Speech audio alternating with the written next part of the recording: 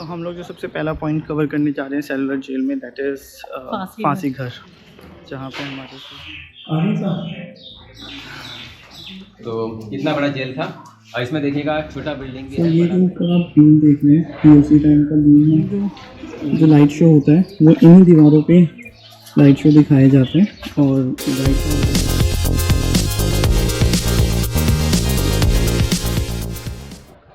Hello guys, स्वागत है आपका आज के हमारे इस ब्लॉग में। तो आज है हमारा अंडमान का सेकंड डे और हम लोग अभी जस्ट वेकअप मतलब उठ के हम लोग तैयार हुए हैं और अब हम लोग जा रहे हैं ब्रेकफास्ट करने के लिए, जो कि हमारे पैकेज में कॉम्प्लीमेंट्री था।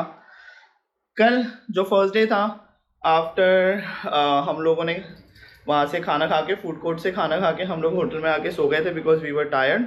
हम लोग 24 आवर्स से बिल्कुल जगे हुए थे और हम लोगों को बस सोना था। सो हम लोगों ने खाना खाया और सो गए और अब हम उठ के तैयार होके हम लोग जा रहे हैं ब्रेकफास्ट करने के लिए। आपको दिखाते हैं कि ब्रेकफास्ट में यहाँ पे क्या क्या ऑप्शन अवेलेबल है और आपको एक राज की बात पता चलेगी वीडियो के लास्ट, इस सीरीज़ के लास्ट वीडियो में, जो आपको कुछ पैसे सेव करने में हेल्प कर सकता है। So stay tuned guys. So आपको हम एक ओवरव्यू दे देते हैं कि क्या है ब्रेकफास्ट में। दिस इज बॉइल्ड एग, ये कोकोनट चटनी और ये सांभर के साथ जो दूसरी चटनी मिलती है वो है। दिस इज स्प्राउट सलाद, ठीक है, beans, sauteed vegetables, this is mix sauce pasta, chutney है, दिस इज पराठे, दही एंड दिस इज रोटी का paratha, this is sambar, idli, toast, coffee, tea, juice. So अभी हम लोगों ने होटल से चेकआउट कर लिया है। अब हम लोग जा रहे हैं सेलुलर जेल विज़िट करने के लिए। उसके बाद यहाँ का एक बीच है वो विज़िट करेंगे एंड देन हम लोग हैवलॉक के लिए अपनी फेरी पकड़ने के लिए चल देंगे। तो आज हम जो सेलुलर जेल विज़िट कर रहे हैं, कल हमने सेलुलर जेल का नाइट शो देखा था, अब हम आज उसको अंदर से पूरा एक्सप्लोर करने वाले हैं, विज़िट करने वाले हैं। सो आपको आज अभी लेके चलते हैं सेलुलर जेल, लेट्स गो। सबसे पहले हम लोग कॉर्विन्स कोव बीच जा रहे हैं। वहाँ तक जाने का रास्ता आप देख सकते हो कितना खूबसूरत है। मुझे ये पूरा अंडमान ही बहुत ही ज़्यादा शांत और सुंदर लगा। मेरा एक्सपीरियंस यहाँ का बहुत ही अच्छा था। हो सकता है हम थोड़ा सा ऑफ सीज़न में आए थे, इस वजह से थोड़ा सा रश कम था और शांति ज़्यादा थी। मेरे को बहुत बहुत बहुत अच्छा लगा यहाँ पे आके। सो अभी हम जिस बीच पे आए हैं उसका नाम है कॉर्विन्स कोव। देखने में उतना बड़ा नहीं लग रहा है, अंदर चलने की कोशिश करते हैं, देखते हैं अंदर क्या है। चलिए, यहाँ पे थोड़ा सा आपको गोवा के इस रोड की याद आएगी, जो गोवा का बहुत पॉपुलर रोड है बिकॉज ऑफ दिस सीन। यहाँ पे रोड के दोनों साइड पे नारियल के पेड़ हैं। सो इस बीच का भी अपना मज़ा है, छोटा सा बीच है, काफ़ी शांत है। अभी जिस टाइम पे हम लोग आए हैं इस टाइम पे इतनी भीड़ नहीं है यहाँ पे। और यहाँ पे कुछ एक्टिविटीज़ वगैरह भी हैं, आगे भी चल के देखते हैं आगे क्या है, क्या देखने को मिलेगा। श्वेता एंजॉय कर रही है, दिखाता हूँ आपको क्या कर रही है वो।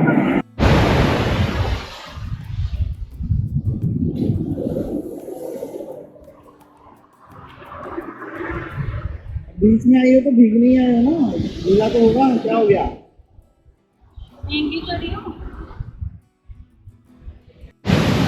तो थोड़ा सा आगे आएंगे तो यहाँ पे कुछ फूड स्टॉल्स वगैरह भी हैं। अभी बंद दिखाई दे रहा है, नाइट भी पॉसिबल थोड़ी देर के बाद वो शाम में चालू हो जाए। और आपको थोड़ा सा नज़ारा दिखाते हैं।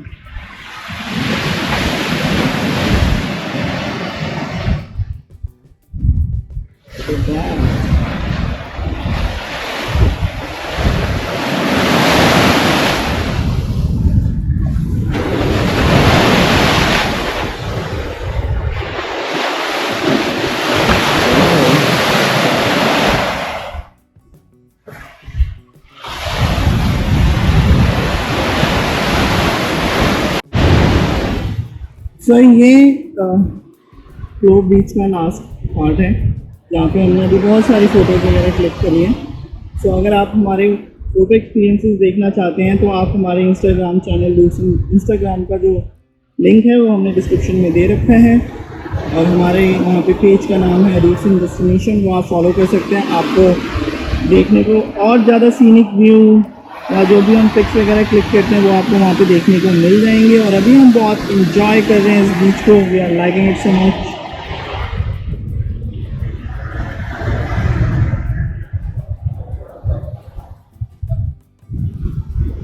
अब इस बीच को अलविदा कहने का समय आ गया है, हम लोग अब निकल रहे हैं अपने कैब की तरफ, और फिर उसके बाद हम लोग जाएंगे सेलुलर जेल विजिट करने के लिए। बस मज़ा आया इस बीच को घूम के रिलैक्स, तो हम चलते हैं आगे। काफ़ी अच्छा और शांत बीच था ये, यहाँ पे लोग बिल्कुल भी नहीं दिख रहे थे। यहाँ पे आराम से बैठ के हमने फ़ोटो शूट करवाया, वीडियोस बनाई, काफ़ी देर हम यहाँ पे एंजॉय किए। मेरा तो बिल्कुल यहाँ से जाने का मन नहीं कर रहा था, इतनी शांति थी, इतनी अच्छी हवा चल रही थी, मन कर रहा था यहीं पे बैठे रहूँ। बट हमारा टाइम यहाँ पे हो चुका था, हमें अभी सेलुलर जेल भी एक्सप्लोर करना था, वहाँ पे भी हमें 2-3 घंटे लगेंगे, और इसके बाद हमें हैवलॉक के लिए क्रूज़ भी लेना था। क्रूज़ अपने टाइम पे ही निकलती है, एक बार वो मिस हो गई तो हमारे पास और कोई ऑप्शन नहीं था हैवलॉक आइलैंड जाने का। तो कुछ भी हो हमें क्रूज़ पे टाइम पे पहुंचना था, ये हमारा टारगेट था कि सेलुलर जेल भले ही हम थोड़ा सा कम देखें लेकिन क्रूज़ पे अपने टाइम से पहुंच जाएं। ये लाजवाब यहाँ के फेमस, और रात को पता नहीं कितना क्लियर आया था, बट सेलुलर जेल कुछ इस तरीके का दिखता है, जिसको हम लोग काला पानी के नाम से भी जानते हैं। तो बेसिकली जो हमने कल वीडियो में देखा था, तो ये बताया गया था कि ये पूरे आइलैंड को ही काला पानी वो लोग कहते थे, और ये एक मेन जेल था जो एट एनी टाइम 1600 से कैदियों को होल्ड करके रख सकता था। तो अब हम मेक माई ट्रिप के एजेंट को फ़ोन करते हैं and then we will go inside. ये सेलुलर जेल की एंट्री है, और यहाँ पे हम गाइड के थ्रू घूमने वाले हैं ताकि हमें एक एक चीज़, एक एक डिटेल्स अच्छे से पता चले। तो काट करके फिर से वही लगा दी। अब उस पेड़ का डाल है ये जो बड़ा हो रहा है, इसलिए ये पेड़ न्यू लग रहा है, क्योंकि 100 ईयर्स पेड़ काफ़ी बड़ा रहेगा, लेकिन है वो ओरिजिनल पेड़ का ही डाल। उसके बाजू में एक और पेड़ है, वो न्यू पेड़ है, मोटा वाला पेड़ 1893 से पहले का ट्री का डाल है, इसका भी अभी 26 ईयर्स ओल्ड हो गया है। यहाँ पे इस पेड़ के बारे में बात हो रही है जो कि 1906 से लगा हुआ है, लगभग जब से ये जेल बना है। और शाम में यहाँ जो लाइट शो होता है, जो इसके फर्स्ट ब्लॉग में हमने दिखाया है, वो स्टोरी भी ये पेड़ सुनाता है। उनका खाना यही पे बनता था, ऑफिस है, ये है फांसी घर जहाँ पे हैंग करते थे। तो फांसी घर ब्रिटिशर्स का समय में ओपन था, ओपन में हैंग करते थे, पूरा रूम है न्यू, ऊपर एक वुडन का बीम है ओरिजिनल, नीचे का प्लेटफॉर्म ओरिजिनल है, रोप चेंज हो गया, at a time 3 person hang कर सके ऐसा व्यवस्था था। अंदर लेफ्ट साइड में लोहे का लीवर है, वो लीवर खींचेगा, ये प्लेटफॉर्म नीचे को ओपन हो जाएगा। इसके नीचे 8 फीट डेप्थ है, उधर हैंग हो जाता था, डेथ हो जाता था, बॉडी नीचे से कलेक्ट करके बाहर लाते थे, नीचे लोहे का गेट है, उस गेट से बॉडी बाहर ले जाते थे। बाकी डिटेल्स बाहर बताएंगे, पहले रूम देखिए। So as per the guide, ये उस टाइम का किचन हुआ करता था, जिसको अब ऑफिस में कन्वर्ट कर दिया है, गवर्नमेंट ऑफिस में। और ये फांसी घर है, ये शेड वगैरह नया बनाया हुआ है, पहले मतलब उस टाइम पे ओपन होता था, तो वहाँ से हैंग करने के बाद जो बॉडी है वो नीचे से इस गेट से बाहर निकाल देते थे। तो ये जो ऊपर आप बीम देख रहे हैं, ये उसी टाइम का बीम है, और ये भी उसी टाइम का एक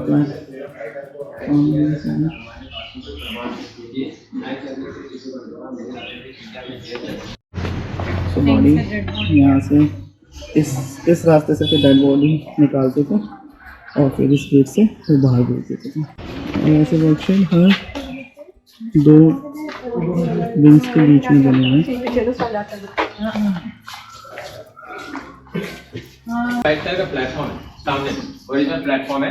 हैंग करने वाले दिन मॉर्निंग प्रिजन को वहीं चलाते थे, बिठा करके स्नान करवाते थे, रिलीजन के हिसाब से प्रेयर करवाते थे, लास्ट विश पूछा जाता तो उसके बाद उनको हैंग करते थे। और ये फैक्ट्री है इस बिल्डिंग के लिए। इस बिल्डिंग में जो फ्रीडम फाइटर रहते थे यहीं पे काम करते थे। बड़ा वर्क शेड अभी से मॉडिफाई करके आधे में फोटो गैलरी बना दिया, सब कुछ चेंज कर दिया। प्लेस ओरिजिनल है, ये ओरिजिनल ऑयल मिल है वहीं पे है। बहुत सारे थे, सिंगल पीस बचा है। कोकोनट का ड्राई खोपरा भरेगा, साइड में तो वेट लगा देगा, वेट लगेगा, चेन टाइट हो जाएगा, प्रेशर सेंटर में जाएगा, जब पकड़ करके घुमाएगा, बीच वाला ठीक से घूमता रहेगा, कोकोनट क्रश होता रहेगा। अंदर एक पाइप होता था, गड्ढे में रखेंगे बाउल, ऑयल उसमें कलेक्ट होता रहेगा। 1 डे में 1 फ्रीडम फाइटर को 30 पाउंड कोकोनट ऑयल निकालना पड़ता था, लगभग 15 किलोग्राम के करीब। मस्टर्ड ऑयल निकालने देंगे तो 10 पाउंड्स पर डे, लगभग 5 किलोग्राम के करीब, जो दिन भर में बैल भी नहीं निकाल पाते थे। जब बैल नहीं निकाल पाते थे दिन भर में, इतना ऑयल इंसान कहाँ से निकाल पाएगा। कोई फ्रीडम फाइटर कोल्हो चलाते चलाते थक जाते थे, कुछ चलाने से इनकार करते थे, तब अंग्रेज उनका हाथ पकड़ करके इस पाइप के साथ। तो फर्स्ट है ओरिजिनल पोलो, यह है आर्टिफिशियल, किस तरीके से ऑयल मिल को चलाते थे उससे दिखाया गया। और यहाँ फ्रीडम फाइटर बैठ करके नारियल का छिलका निकाल रहे हैं। छिलका निकालने के बाद छिलके को कूटेंगे, छिलका सॉफ्ट हो जाएगा, उसके बाहरी छिलके को हटा देंगे। फिर अंदर का जो फॉइल है उसे पानी में भिगोते थे, फिर जब मॉइस्चर हो जाता था फिर बाहर निकालते थे, कूट कर धूप में सुखा कर इस मशीन में रोल करेंगे तो बनेगा रस्सी। अब रस्सी बनाने का काम किसी भी फ्रीडम फाइटर को दिया जाता था तो इवनिंग तक उनको 4 पाउंड रस्से तैयार करना, लगभग 2 किलोग्राम। शाम में अंग्रेज बैठेंगे तौलने के लिए, जिनका 4 पाउंड हो गया पनिशमेंट नहीं तो पनिशमेंट के लिए तैयार रहे। पनिशमेंट आगे है मशीन होने रस्सी 4 पाउंड यानी कि 2 किलोग्राम के करीब। इस जेल का सबसे बड़ा पनिशमेंट नहीं था, ये फ्रेम ओरिजिनल है, इसे बोलते हैं फ्लॉगिंग फ्रेम, हिंदी में बोलेंगे टिकटिकी। तो फ्रीडम फाइटर को इसके ऊपर चढ़ाने के बाद पाँव को ब्लॉक करेंगे, कमर में बेल्ट बांधेंगे, हाथ को हैंडकफ करेंगे, मारते वक्त फ्रीडम फाइटर इधर उधर मूव न कर सके। फिर एक पतला सा टावल गीला करके पहनाते थे बैक साइड में, वहीं मारते थे चाबुक से, वहां मारे तो चमड़ी उधड़ जाता था और खून के फव्वारे निकल जाते थे। फिर वो फ्रीडम फाइटर न बैठ सके न सो सके। मारने वाला इंडियन ही था। इस जेल में पॉलिटिकल फ्रीडम फाइटर्स भी आते थे, नॉर्मल क्रिमिनल्स भी आते थे, चोर डाकू लुटेरे। उनमें से जो हट्टा मुस्टंडा होता था, जो दिमाग से कम और अत्याचारी ज्यादा, उनको अंग्रेज काम पे रखते थे।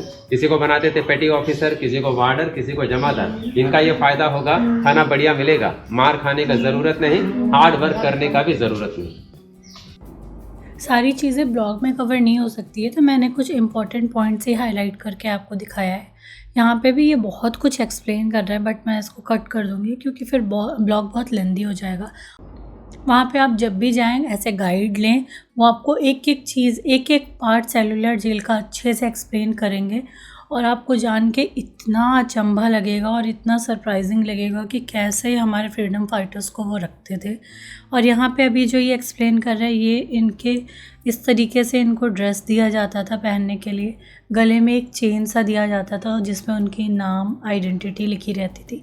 और ये अलग अलग तरह का पनिशमेंट दिखाया गया है जो ये एक्सप्लेन कर रहे हैं। ये और भी बहुत कुछ बता रहे हैं जो मैं चाहती हूँ आप वहाँ जाके खुद से देख के समझें उस चीज़ को, वो फील ले वहाँ जाके। इसमें जो लाइट शो होता है वो इन्हीं दीवारों पे लाइट शो दिखाए जाते हैं और गाइड साहब जो भी बातें बता रहे हैं मोस्टली वो सारी ही बातें आपको लाइट शो के थ्रू दिखाई जाती है। ऊपर टॉप पे जो आप वो देख रहे हैं छोटे छोटे, वो भी लाइट शो का ही पार्ट है, लेजर्स प्रोजेक्ट करने के लिए।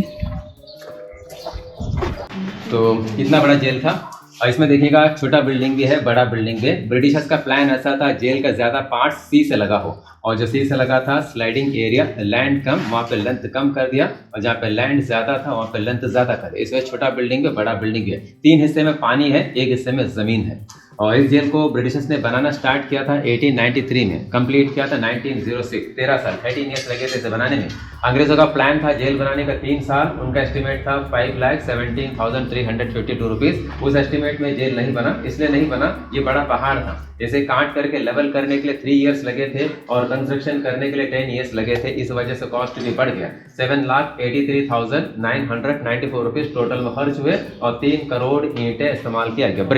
ब्रिक्स अंडमान में तैयार किया, बाकी मटेरियल बर्मा से लाया। तो जब जेल बना साइकिल जेल की तरह था। 7 बिल्डिंग थे और 693 सेल्स थे।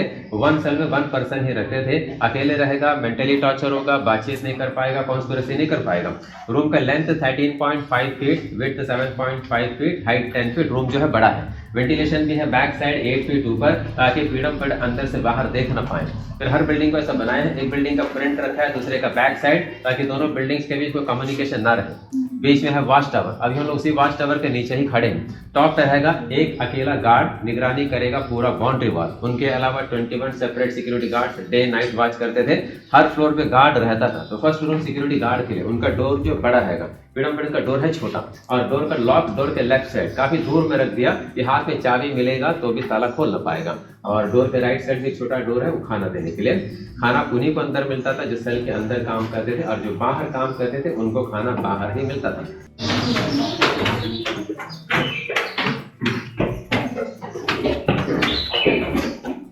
अभी हम लोग सेकंड फ्लोर पे जा रहे हैं, टावर 7 के।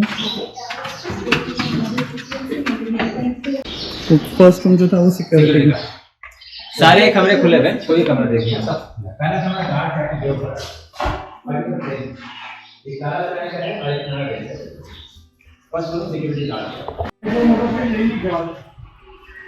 सो अभी हम लोग देखने जा रहे हैं वीर सावरकर जी का कमरा। वो कमरा जिसमें वीर सावरकर जी का रखा जाता था। और देखिए कितने छोटे छोटे कमरे हैं यहाँ पर। तो यहाँ पे बेसिकली जैसे ये एक सेल है और यहाँ से खाना दिया जाता था बस।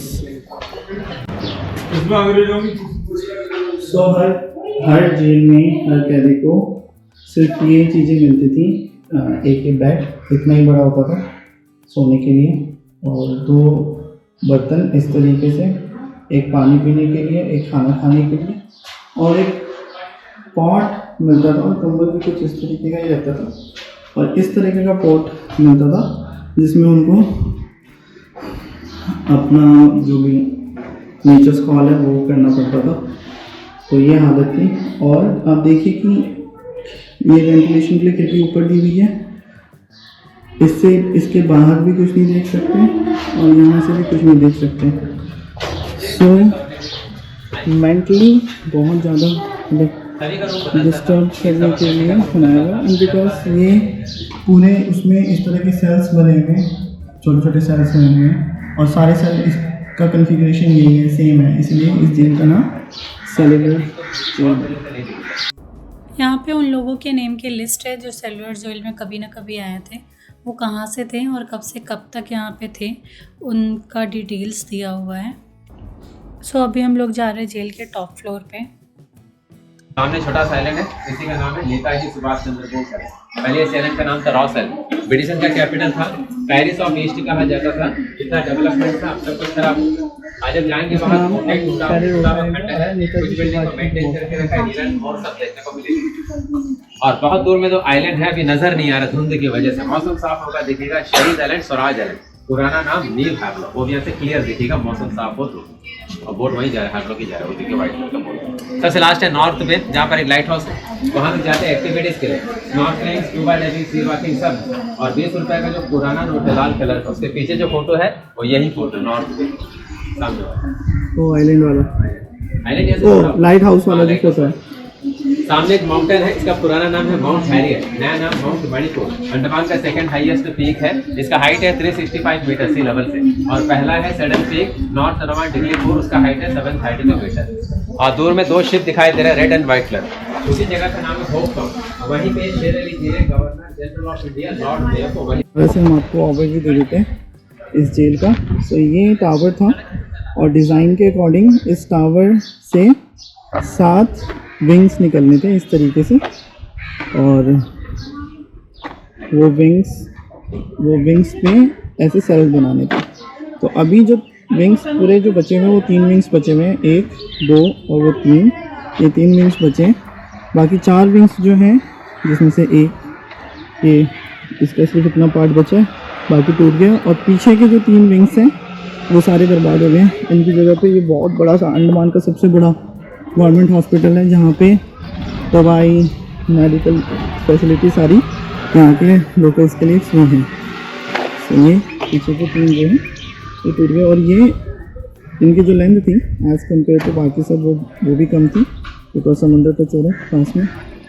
और आपको पुराने सेल्स का एक नमूना दिखा देते हैं, जो अभी रिनोवेट करा नहीं है इन्होंने।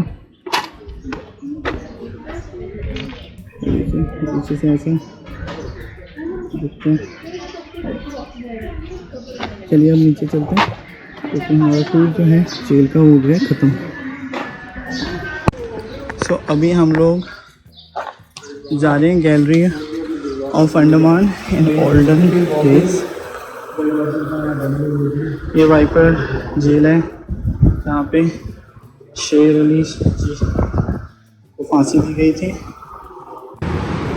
ये एक और रेप्लिका है सेलुलर जेल का, और ये है कैदियों की पोशाक जो उनको दी जाती थी पहनने के लिए। ये शायद ऑफिशियल्स के थे वहाँ, मतलब जो कैदियों के ब्रिटिशर्स नहीं थे, वो इंडिया के ही थे, उनका ही काम था। हाँ, उनके लिए था।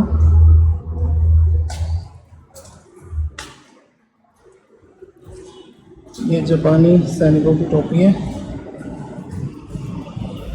और इस टाइम पे ताले हैं। सो जेल के स्टार्टिंग में 2 मेमोरियल है, 2 म्यूज़ियम या मेमोरियल, आप जो भी बोलना चाहे वो बोल लीजिए। एक में सारे जितने भी फ्रीडम फाइटर्स थे, बेसिकली जो पॉलिटिकल फ्रीडम फाइटर्स थे, उनके बारे में बताया हुआ है और कौन सा ऐसा इंसिडेंट था जिसकी वजह से उनको यहाँ पे काला पानी की सज़ा हुई थी। बेसिकली काला पानी की सज़ा का मतलब होता है देश निकाला, तो देश निकालेगा। और जैसा हमें गाइड साहब ने बताया कि यहाँ पे जो भी लोग आते थे जिनका ज़्यादा नाम नहीं होता था, तो ब्रिटिशर्स कोशिश करते थे कि अगर उनकी सज़ा ख़त्म भी हो जाए तो उनको यहाँ पे ही सेटल डाउन कर दें, जिससे कि अंडमान की जो पॉपुलेशन है वो बनना स्टार्ट हुई थी अपार्ट फ्रॉम ट्राइबल। और दूसरा जो है वो है इस सामने एग्जीबिशन गैलरी, जिसमें जेल के बारे में भी बहुत सारी इन्फॉर्मेशन दी हुई है।